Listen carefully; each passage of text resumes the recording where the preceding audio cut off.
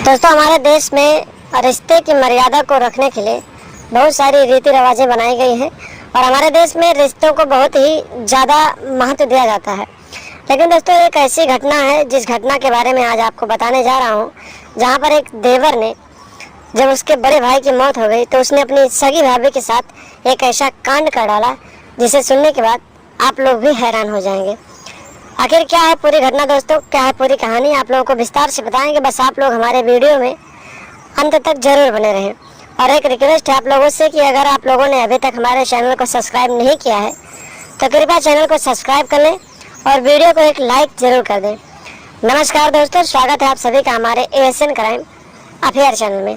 दोस्तों, ये घटना उत्तर प्रदेश का एक जिला लगता है बस्ती, उसी जिले का एक गाँव लगता है गौर, और उसी गांव के एक छोटे से मोहल्ले में एक लड़का रहता था जिसका नाम था रमेश।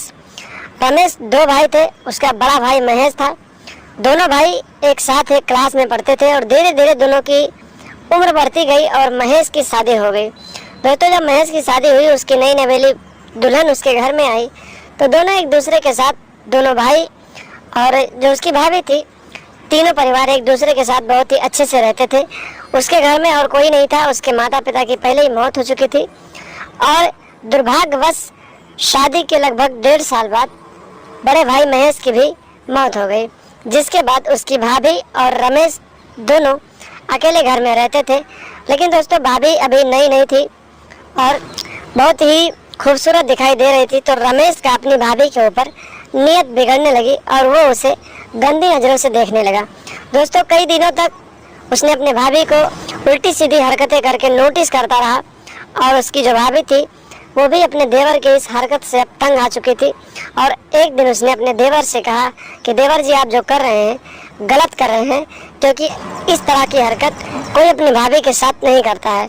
लेकिन दोस्तों, रमेश ने उस दिन चालाकी दिखाते हुए अपने भाभी से माफ़ी मांगा और बोला, भाभी जी मुझे माफ़ कर दो, आगे से ऐसा कुछ नहीं होगा। लेकिन दोस्तों, उसकी भाभी को नहीं पता था कि जो देवर आज बच्चों की तरह माफ़ी मांग रहा है, वही देवर आगे चलकर कोई कांड कर सकता है। दोस्तों, ऐसे कुछ दिन बीतते गए, रमेश ने अपनी भाभी को कुछ नहीं कहा। लेकिन एक दिन की बात है दोस्तों, रात को भाभी ने खाना बनाया और देवर भाभी ने खाना खाया और फिर अपने अपने कमरे में सोने के लिए चले गए। उस दिन दोस्तों, रमेश एक मेडिकल की दुकान से नींद की दवाई ले आया था और कुछ नशे की भी दवाइयाँ लेकर आया था, जिसके बाद उसने अपनी भाभी के खाने में नींद की दवाई मिला दी और फिर उसके बाद दूध में जाकर एक नशे की गोली भी मिला दी, जिसके बाद उसकी भाभी ने उस दूध को पी लिया। पहले तो वो नींद की दवाइयाँ खाकर सो गई, लेकिन जब उसने दूध पिया तो फिर उसे उसके तन बदन में कुछ इस तरह से हलचल होने लगी जो एक नशे में किसी इंसान को होती रहती है। दोस्तों, इसी का फ़ायदा उठाकर रमेश ने अपनी भाभी के साथ उस दिन ऐसा कांड कर डाला जिसे सुनने के बाद आप लोग दंग रह जाएंगे। दोस्तों, जब उसकी भाभी को उस नशे की दवाई का असर हुआ तो फिर वो अपने कमरे से उठकर अपने देवर रमेश के कमरे में पहुंच गई और फिर उसने अपने देवर को जगाना स्टार्ट किया। रमेश को तो पहले से पता था कि भाभी को मैंने कौन सी दवा दी है। दोस्तों, कुछ देर रमेश ने सोने का बहाना बनाया, लेकिन उसके बाद वो उठा और पूछा, आखिर भाभी क्या बात है। दोस्तों, उसकी भाभी के ऊपर नशे की दवाई का असर था, तो उसे नहीं पता था कि जो करने जा रही है या जो कर रही है ये सब सही है या गलत है।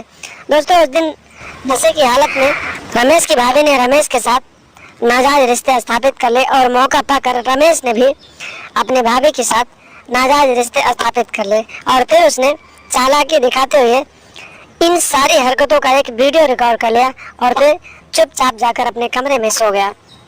दोस्तों, जब सुबह हुई, नशे का बुखार उतरा तो भाभी को ये नहीं पता था कि उसने क्या किया है। दोस्तों, 2 दिन बाद रमेश ने फिर से अपनी भाभी को गलत तरीके से टच किया तो उसकी भाभी ने रमेश को एक जोरदार थप्पड़ लगा दिया और बोला कि आज के बाद अगर तुमने मेरे साथ ऐसा कुछ किया तो मैं तुम्हारी कंप्लेन कर दूंगी और तुम्हें पुलिस के हवाले कर दूंगी। दोस्तों, जब इतनी बात उसकी भाभी ने कहा तो रमेश ने अपनी भाभी को वो वीडियो दिखा दिया जिस वीडियो को उसने रात को अपनी भाभी के साथ रिकॉर्ड किया था। दोस्तों, जब उस वीडियो को उसकी भाभी ने देखा तो वो हैरान हो गई और उसने कहा कि आखिर तुमने ऐसा कब किया।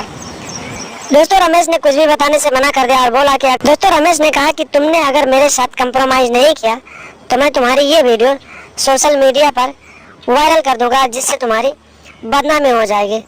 दोस्तों, इसी वीडियो का फायदा उठाकर रमेश ने अपनी भाभी को ब्लैकमेल करना शुरू कर दिया और काफ़ी दिनों तक, लगभग 1.5 साल तक अपनी भाभी को ब्लैकमेल करता रहा और उसके साथ नाजायज रिश्ते बनाता रहा।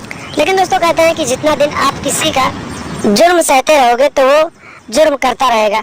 एक दिन की बात है दोस्तों, भाभी ने अपने देवर से बिना बताए घर से बाहर चली गई और फिर सीधे थाने जाकर उसने अपने देवर के खिलाफ लगातार 1.5 साल से ब्लैकमेल करके दुष्कर्म करने का रिपोर्ट दर्ज करवा दिया। दोस्तों, कुछ ही देर में पुलिस घर पे पहुंच गई और मौके पर पुलिस ने रमेश को हिरासत में ले लिया और पूछताछ करने लगी। दोस्तों, पहले तो रमेश ने कुछ नहीं बताया, लेकिन कुछ देर बाद जब पुलिस ने उसे 2-4 डंडे लगाए तो रमेश ने भाभी के साथ की गई सारी हरकतों को और उसने किस तरह से कौन सी दवा दी थी, सारी कहानी पुलिस वालों को बताया। और फिर पुलिस ने देवर को अपने भाभी के साथ ब्लैकमेल करके उसके साथ नाजायज रिश्ते स्थापित करने के जुर्म में हिरासत में ले लिया और आगे की कार्रवाई के लिए जेल में डाल दिया। तो दोस्तों, मैंने आपको पहले बताया कि हमारे देश में रिश्ते की मर्यादा बहुत है, लेकिन कुछ लोग इस रिश्ते को शर्मसार कर रहे हैं। जैसे आपने देखा कि रमेश ने किस तरह से अपनी भाभी को इधर उधर की दवाइयाँ देकर उसके साथ नाजायज रिश्ते बनाए और फिर उसे ब्लैकमेल करने लगा। तो दोस्तों, आप लोग भी ऐसे लोगों से सतर्क रहें, सावधान रहें और ऐसे लोगों की पहचान करें, अपने घर परिवार को सुरक्षित रखें और लगातार हमारे साथ बने रहें और हमारे चैनल को सब्सक्राइब कर लें और हमेशा देखते रहें ASM टाइम अफेयर।